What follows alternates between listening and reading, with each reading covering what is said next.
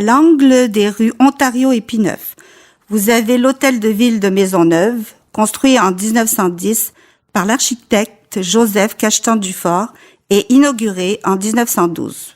Jusque-là, l'hôtel de ville de Maisonneuve était situé à l'angle de l'Étourneux et de Notre-Dame.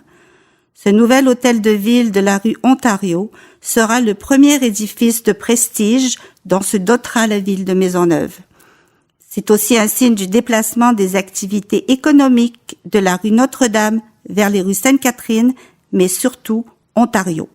Il est de style plutôt classique et son imposante colonnade corinthienne et ses lourdes portes en métal sont une image de puissance et de prospérité que veut donner la ville de Maisonneuve. Le magnifique escalier en marbre et la verrière de la coupole en sont les principaux points d'attrait. Le plancher est en tuiles mosaïques avec la devise de Maisonneuve incrustée « Fide et labore », foi et travail. À l'origine, le bâtiment comportait 2 fontaines situées de chaque côté. Elles disparaîtront à une date indéterminée. Dès 1913, le sous-sol sert de laboratoire bactériologique pour la stérilisation et la pasteurisation du lait. Notons qu'à l'époque, le taux de mortalité infantile est un fléau et dans certains quartiers ouvriers, beaucoup d'enfants meurent avant d'atteindre 1 an, souvent de maladies diarrhéiques à cause de la mauvaise qualité du lait et de l'eau. Après l'annexion, l'édifice servira d'école pour la Commission des écoles catholiques de Montréal. En 1926, l'édifice est occupé par l'Institut du radium, qui se spécialise dans la recherche sur le cancer. Une de ses célèbres patientes sera la Bolduc.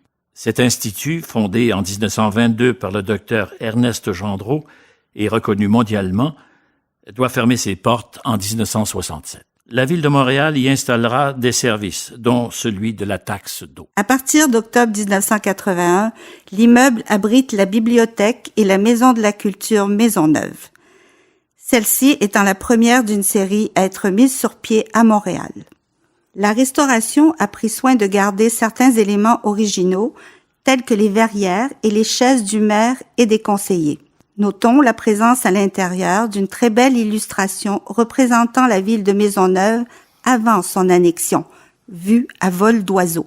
Depuis 2005, l'édifice n'abrite plus que la bibliothèque, la Maison de la Culture occupant maintenant le poste de pompier voisin. En 2019, l'arrondissement entreprendra d'importants travaux d'agrandissement de la bibliothèque.